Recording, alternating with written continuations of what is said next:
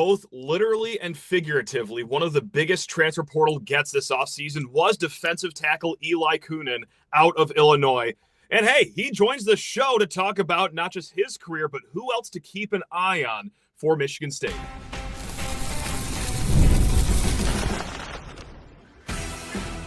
You are Locked On Spartans, your daily podcast on the Michigan State Spartans, part of the Locked On Podcast Network, your team every day. I'm Matt Sheehan, and today's episode of Locked On Spartans is brought to you by Game Time. Download the Game Time app, create an account, and use code LOCKEDON for $20 off your first purchase. Folks, on today's show, hey, player interview. We get defensive tackle Eli Coenen from Illinois by way of Bemidji State. So yes, we get to know about our crown jewel defensive line transfer portal get right here for these first two segments. We'll open up the mailbag at the end of the show as well. But before we sit down and chat with Eli, just a little bit about him. If you were gone this offseason or you're not quite sure who on earth we're really talking to, you'll soon know who he is within 5 weeks here when Michigan State kicks off. He will have a very important role on this team. But yes, 6'7", 290 pounds, and of course playing the all-important defensive tackle position. This is a position group that, hey, we've talked about on this show. Starting-wise, Ben Roberts, Eli Coenen, Derrick Simmons off the bench, looking good. The depth does look a little thin, but should this unit stay healthy, I think we can be pleasantly surprised here. So last year for Illinois, he played all 13 games. He had 201 snaps in the regular season. And I also think it's worth pointing this out too, is that 63% of those snaps came in the last 5 games. So he certainly saw his playing time and usage have an uptick at the end of the season. So definitely blossoming into a solid Big Ten lineman. But enough of hearing about it from me. Let's just actually get to this interview finally. Listeners of this podcast know I'm not just trying to gas this guy up. It is the one, the only, Eli Coenen. Now, he is a defensive line transfer from Illinois. And before going any further, if you've listened to these offseason episodes, you would know that I have not been saying his last name correctly. Eli, sorry, man. How's it going? Are we doing okay so far ahead of fall camp? Yeah, I've been loving it. Been going really good. Good. Now, look, we're going to get through basically, ever since you stepped onto campus here, as we vault into fall camp, what are some names we should know? What it's been like under Coach Deebo, but let's take it back a few years because you didn't just come from Illinois. You started off at a much smaller school, Bemidji State, which, by the way, fine school. Like, that's a good program down there. But, Eli, are you a little stunned that you're going into your second year of Big Ten football or even going back to entering your first year at Bemidji? Did you always kind of think like, I'm going to land at a bigger spot than this? Just take me through your mindset there. So it's kind of crazy. My dad played basketball at Duluth. So growing up, I always thought I was going to be a basketball player like my dad. And throughout high school, like really liked football, but always was in love for basketball. Sure. End of like my senior year, my high school head coach was like, hey, like, can you send your film out? I really want to see like what can all happen for you. His son played at Wisconsin, so he always had that tie and like always wanted to see all his players succeed. So me and him always sat together, made our film out, and I had Bemidji and then another D2 and then a walk-on spot at FCS. And then ultimately chose Bemidji. Loved it there. I was there for 2.5 years. I wouldn't trade it for the world. I think I met some of my best, like really close friends there, like learned so much from there. And like, it's really nice going from that level to especially, going to be, a Big Ten level school. It's something like you never would have dreamed. It's a dream, you know what I'm saying? But it shows how like I'm grateful for what I have because I've been there at Bemidji where, the resources aren't necessarily like what you have at this level. So I'm just extremely grateful to, get this amazing opportunity at the end of the day. Again, Bemidji, solid program, especially when you were there. But yeah, taking the field in front of 75,000 Spartan fans might feel just a touch different than, perhaps taking the field at the D2 level. But look, I mean, you had a pretty solid year at Illinois last year. I saw you played in all 13 games. You had more than 200 snaps to your name. So, and I know that obviously the season has not kicked off yet, but so far, like, what has made Michigan State different than Illinois? What kind of drew you here to East Lansing? I really liked how the staff was all like, I really liked especially Deebo, because, he's my position coach. Sure. Coach Rossi and Coach Fitz. Like, I think they're all aligned in the same thing. Like, we're ready to get after it. Like, I love how Deebo is as a person, and, like, he really intrigued me, especially, everyone's goals is to make it to, the next level. Mm-hmm. So, like, having a coach that's already been there and understands, like, what that all is was something that was really intriguing for me. And, like I said, Deebo is just an amazing person as it is, and I love the guy. I really do. He's a great person, so. Been hearing great things about him. Yeah, I mean, it seems like the intensity is just all around the defensive staff. Are you, even at these 6 a.m. practices in the spring, are you blown away with just how fired up everyone is, or was there ever even a dip in these spring practices? Oh, no. The fire's always there. I love it. I love it. I love every single second of it. So it's been really fun. Yeah, I mean, as you've seen, like, Deebo's high energy, which is, like, something I just absolutely love. I love always having that around. Now, I'm curious, who is the highest energy defensive coach? Because it seems like there's at least 4 candidates across the staff, but who gets, like, just torqued up the most over there? See, I say everyone brings the juice. I'm going to say Deebo because, I'm around him the most. All right, yeah. He always brings it, and I love it. So, look, I got a broad question before we get to, other players. Who else can we look out for? Let's talk about Eli, though. Let's talk about you, man. What is your playing style? It's a hard question. No one likes answering questions about themselves, but we do the hard questions here on this show. So what kind of playing style can we look for? I'm just, gritty, like, hard-nosed. Like, I'm there, like, I'm a power guy, you know what I'm saying? Like, not a whole lot of finesse, but, working on it. I got a few bags of tricks, you know what I'm saying? Of course. Yeah. I really, like, hard worker, ready just to get after it at the end of the day. Like, that's what I am. I work my tail off, and I think you can see that on the field. So, is there an underdog mentality amongst this team? And I know we got to go through the weeks of fall camp right now, but I'm going back to last week. A quote that got me off my couch and applauding in my living room when Pat Fitzgerald said, "I don't have a chip in my shoulder. The team doesn't. We got a bag of chips." Is it the underdog mindset, or what is the team mindset going into fall camp this week? Yeah, I would say so. I mean, I think a bag of chips is, like, the perfect way to describe it. You know what I'm saying? Like, there's a lot that's been happening here, and I feel like, oh yeah, it's really exciting what we've been working on. I feel like, there's a lot of people that have been putting a lot of, like, good time and, like, great time in the weight room, on the field stuff, off the field stuff. Like, all of us have gotten so close, and it's really a brotherhood, and that's the special thing I feel like is here, like, the real brotherhood amongst people, like, on and off the field, which I've just been loving. So, that's what they said on Big Ten Network too. I believe it was Alessio Milivojevic that spoke to, how strong the brotherhood is. And that's not to put, teams of years past down or other programs down, but it seems like it's, a little different in this offseason. Would you agree with that then? Yeah, I mean, like, we had 29 transfers, I want to say, something like that. And so, like, it's a new melting pot of all these people, which you never know how it is. Like, of course, yeah. Especially, like, I mean, this is my 3rd school now. And so, like, being able to, like, really melt all together. And, like I said, the brotherhood has just been growing and growing and growing and growing, which it's been amazing to be a part of. Some I really, really appreciate, like I said. That goes right into where I want to take this conversation is, let's go back to spring practice. You get to campus, there are so many new faces, new names, both with the players and the coaching staff. Who on earth is getting you acclimated? Like, who's showing you the ropes, how things are done? Just take us back a few months to those spring practices. I'd say for, like, me, like, especially defensive line guy, like, Big Worm, Ben Roberts. That's right. Loving the guy. Like, he's been really someone, like, to lean on and talk to, like, he's been a part of this program and stuff like that. And he's been a part of, Oregon as well. And, like, having him, like, help us all out, as a leader and stuff like that has been really good.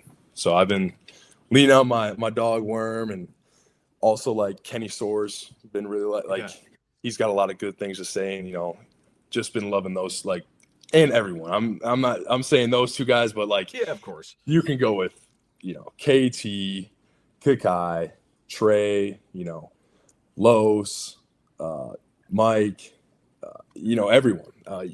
You got Cal, Derrick. List goes on and on. I should have had the list in front of me to see if you got everyone, because it sounded like it sounded like you nailed everyone there. I'm pretty sure, but plenty more to come with Eli Coenen. But first, guys, a word from our friends over at Kalshi, because yes, college football starting soon, pro football starting soon, and before the season kicks off, everyone is making predictions. Who's going to win these divisions? Who makes the playoffs? Who is lifting the trophy at the end of the season? Well, on Kalshi, America's #1 prediction market platform, you can trade those predictions in a live market. Let's mosey on over to some pro football action. Your Detroit Football Lions to win the NFC North. They are currently trading at 37%. So what does that mean? Well, you place $100 on it, and then, well, hey, guys, the payout, should this all come to fruition, is in the ballpark of $273. Now, this is going to go up and down throughout the season because, well, that is what Kalshi is all about. You're trading against peers in a live market, meaning there's no house, and the probability changes. You can buy in and out of your positions. Trade the draft pick, the game, and much more on Kalshi. Download the Kalshi app now and use code LOCKEDON, all one word, LOCKEDON, to get up to $500 in bonus credits when you trade $25. It's KALSHI. Kalshi, trade on anything. 18 plus only. Restrictions and eligibility requirements apply. Event contract trading involves risk and may not be suitable for all investors. Kalshi products are not available in all jurisdictions. Prices, values, and available markets may differ from those mentioned. For more information, see kalshi.com/regulatory. Look, let's get down to brass tacks here. Let's start throwing like preseason expectations on people. Like, who stood out the most immediately at those practices where you're looking next to you and you're like, whoa, that guy's ready for some Big Ten football coming up? Honestly, like it's been a lot of growing, and like I would say the whole, like I'm going to talk just defensive line stuff because that's what I am. That's what I've been a part of, and I think we're all kind of ready for it. There's been a lot of growing, and like I said, in which we've been getting really close together, which is something I feel like is what you need, especially as a D-line. If you're not a close D-line, then drifts can happen. But if we're all together, then only great things can happen, that's what I feel like. And I feel like we've just been getting really, really close all together. So I'm really excited for all of us. Now, one player that I've really been shining a light on too, not just yourself, of course. We've been talking Eli Coenen. Well, Eli Coenen this offseason, but now Koonin from here on out. But also Derrick Simmons, former 4-star young guy. I thought he really shined at the spring showcase. What is it about him makes talking heads like myself so excited? Is it just the work that he does with his hands? Is it his footwork? What makes him such a young, promising player, in your opinion? I mean, like you said, he's got it all, I feel like. But one thing I really appreciate about Derrick is, like, he really likes to listen to everyone. Like, he takes in all the information, and really, like, tries to work on, like, what everyone talks to him about, which I love. Like, super coachable, really good guy. Like, I really, really like Derrick. I think he's going to be a really, really good player in this league and stuff like that. And so, like, having him being so, like a sponge and soaking up all the information is, like, so huge. Like, it's really hard to do, and, like, especially, take the information and try to emulate it that next rep, which is something that I think is really good with Derrick, which I love. And taking it to the other side of the ball here, who's been giving you the hardest time in spring practice? What offensive lineman should we, like, really have our eye on going into this fall? And I'd say you could say all of them. Spot here. That's right. I know. That's right. I really I think Trent's a really special player, like, very smart, very intelligent, really good with his hands, really good footwork. But, I mean, you can go the whole line. Like, I think Ben's a really good tackle. I really like what he's all done. I mean, it's tough with all that length out there. He's a really big guy, like, hard in the run. He got, what's his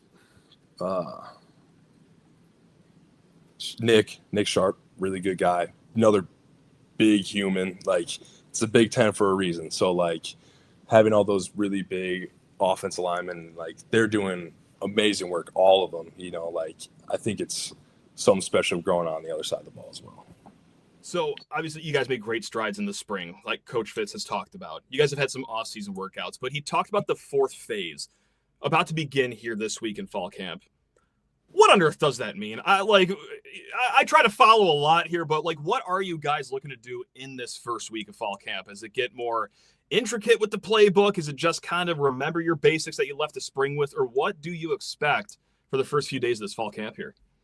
I mean, I think it's like you can never get, we're going to be staying in the dorms. So it's just continuing getting that brotherhood and getting really close with each other, because like a tight team it's dangerous. And I think like that's something that, I love. And that's what I love about here is like everyone's getting really, really close. So I feel like that's what, fall camp really is. Like, X's and O's, yes. Playbook, yes. All that stuff, like on the field work, yes. But really like spending time with each other and like getting to grow all with each other is something, I'm really looking forward to. And I think, a lot of people are. So. Now, I know Coach Fitz probably listens to every episode of Locked On Spartans. Who doesn't? But at this point, like, people usually tune out. So I don't think he's listening right now.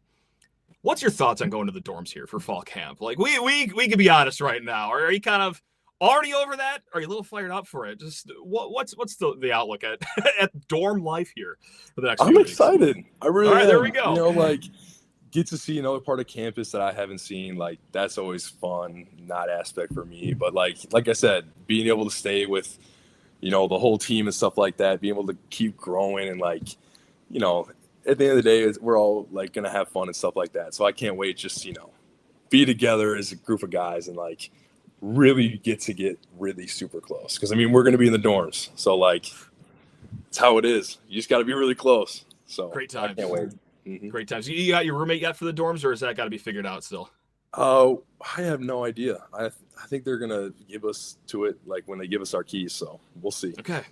Do you guys got like? I'm sorry. I'm just so hung up on this. Are you guys like up in the lofts? Because obviously, like offensive, defense, football players as a whole, like you guys are larger than like twerpy old me over here who would have no problem with the lofts. But like. What kind of like are you guys going to get okay rest? I guess is my question going into fall. I want you guys to be okay at night. 100%. I mean, okay. like, I don't know how the layout is or anything like that, but you may do what we got. So figure it out. There we exactly. go. See? You kind of walk that walk with Gritty. You don't care how the sleeping situation is going to work. But exactly. Speaking of sleep, like, do we got more 6 a.m. practices coming up, or was that just like a fun spring thing you guys did? What are we looking for schedule here? I think we're not going to go as early in the morning. Okay. I think, hopefully, I think we're going to have meetings and stuff like that. Then we'll go out to practice. So nothing, not 6 a.m. practice again. But like I said, I know like Jordan talked about it a little bit. It was fun. Like I liked it personally. Like, got up. I mean, you had inside run at, 6:30 in the morning. So you got to get your mind right fast, and like, it happened. And like, you persevere through it, and like you really just got to get mentally locked in for it. So it was exciting. I loved it. That's what separates you guys from, just the fans like myself. Certainly like not the skill level or anything. It's just that because man, I was going to bed closer to 6 a.m. than I was waking up back in my college days. So like good for you guys. You guys are just truly built different. But last dorm question here. What are you bringing? Do you bring the Xbox, the PlayStation? Like, what are you bringing to, kill time and bond stronger in the dorm? Or are you just going to figure it out this week when you step in? See, I'm for sure bringing a deck of cards. I'm a big spades guy. Love spades. Been playing it. Like, Bemidji played it all the time. Illinois, I taught a bunch of guys how to play, so we'd always play at the hotel and stuff like that. So definitely want to get some spades runs in here and, like, obviously going to be watching a lot of film and stuff, getting prepared for the season. Of course. Might bring my Switch or something like that, have a little fun, like get that going. But, we also got school going, so I got to bring the laptop. Got to finish school out strong. That'll thing. Sure. I guess the degree is somewhat important here. Look, before we let you go, and this has been an awesome conversation. I've loved this, man. I've already been a fan, just watching the tape, but man, actually talking with you, you seem like just a great guy to have around Spartan country here. But look, I can't believe I'm saying this. We are less than 5 weeks away from kickoff. That is, where has the summer gone? But Eli, what are you looking forward to the most? I'm going to get you out the door with a broad question here. What do you got for us? I would say growing with the team. Okay. Like being able to, go through the highs and the lows and just really like anchoring down and like playing that Spartan football, like Coach Fitz has said, like really getting ready to get after it. I mean, we all have a goal in mind. So getting prepared for that goal and like I said, just being really excited for it. So I can't wait. I'm fired up. I've gotten so more fired up about the season in the last week since media days. Man, I just got to get back in those parking lots, start getting hydrated for kickoff. And, man, I'm excited to get back in that stadium and watch you guys play. So it's going to be a hoot and a half. Eli, this has been awesome. Anything you want to shout out before we let you go and enjoy the rest of your week and dorm life and fall camp? Or just can't wait for it. Extremely blessed. I want to put it that way. Opening up the mailbag soon, but first, guys, need to talk your ears off about Game Time, my favorite ticketing app out there, and actually an app that I used over the weekend to head to that nice golf tournament in Detroit. And shout out to the listeners that I ran into over there. Always great meeting you beautiful people. Now, guys, it's not just about sporting events, though, with Game Time. You can go to concerts, comedy shows, festivals. If there is a ticket attached to it, odds are you could find this over at Game Time. And they understand the pain points with buying tickets, the long wait times, confusing checkout processes, and my goodness gracious, surprise fees on pretty much every single app, but not Game Time. It is up front. There's no mystery. You're not going to be wondering, how do these $40 tickets all of a sudden turn into $99 tickets with all these surprise fees? No, guys, it is simple. It's the upfront cost. And speaking of cost, there are many ways to save on Game Time. They have last-minute ticket deals. They have their flash deals, even if you're a few days out from the event of your choosing, guys. And best of all, it's 2 taps and the tickets are sent straight to your phone. So take the guesswork out of buying tickets to every type of event with Game Time. Download the Game Time app, create an account, and use code LOCKEDON for $20 off your first purchase. Terms apply. Again, create an account and redeem code LOCKEDON for $20 off. Download the Game Time app today.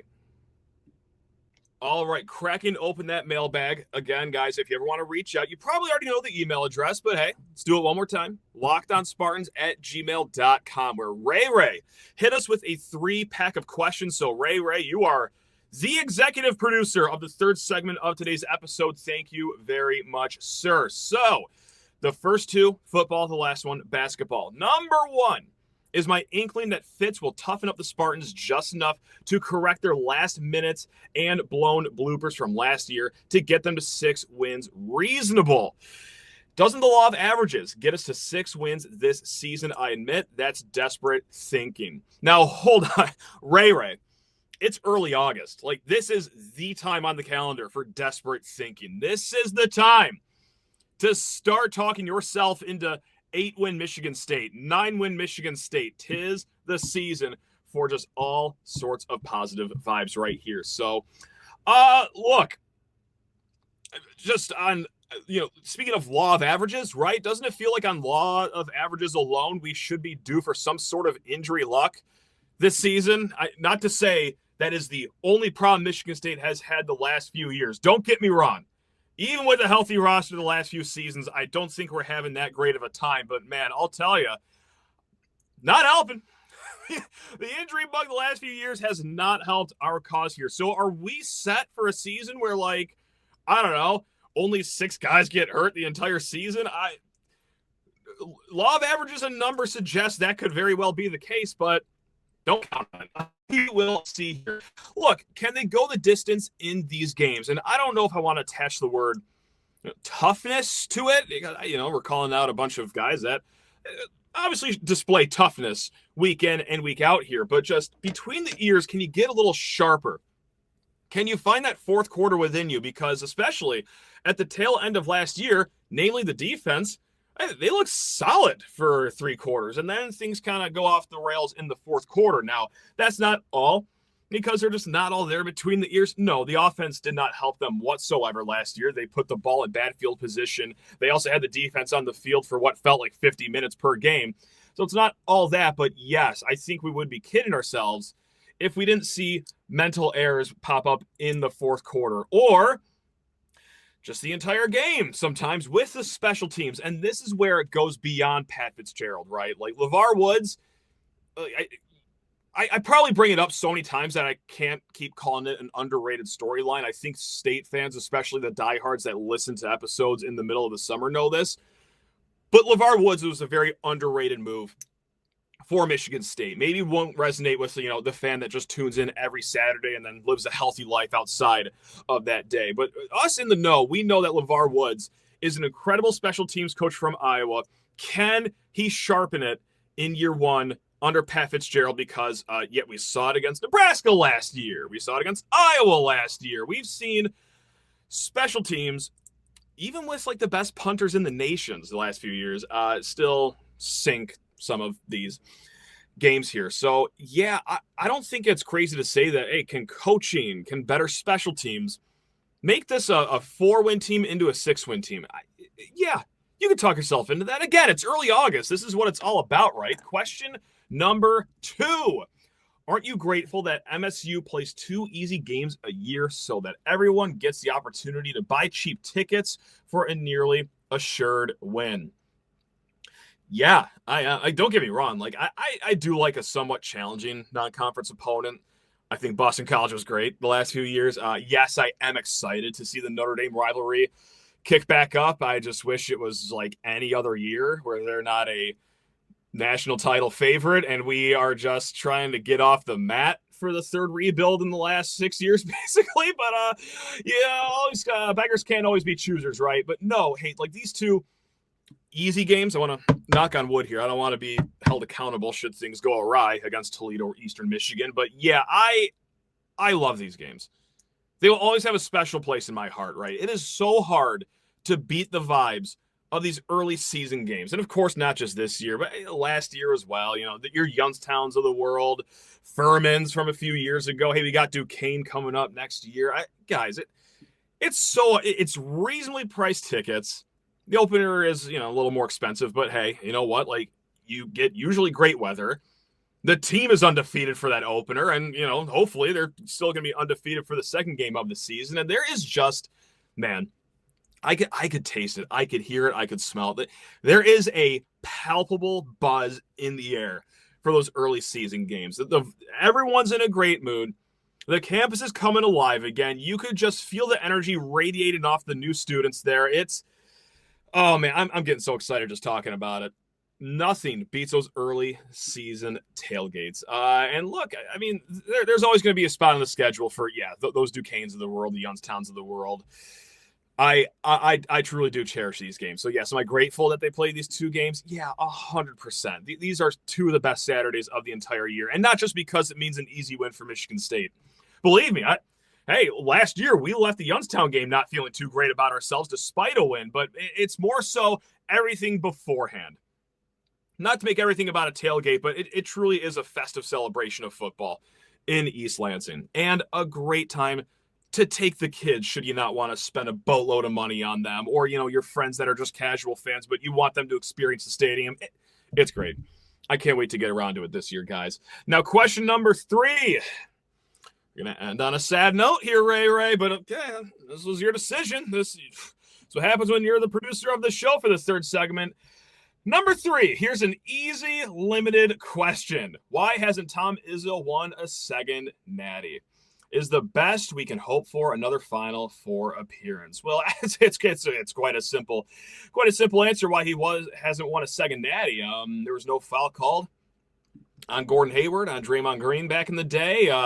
Caitlin Lucas saw his leg explode. That was not helpful. Shabazz Napier of UConn had jerked his way to the Final Four, and let's not kid ourselves, Keith Appling stunk in that game. What a second half collapse that was by our Michigan State Spartans. Giddy Potts went absolutely nuclear. What did he shoot? Like 17 of 12 from the floor. Matt McQuaid, I love the guy, one of my favorite players of all time, but man, hitting that 3-pointer against Texas Tech to tie it late in the game probably would have been helpful, but man, Texas Tech was a dog of a team. I don't think there's much shame in losing that game, but people disagree with me on that.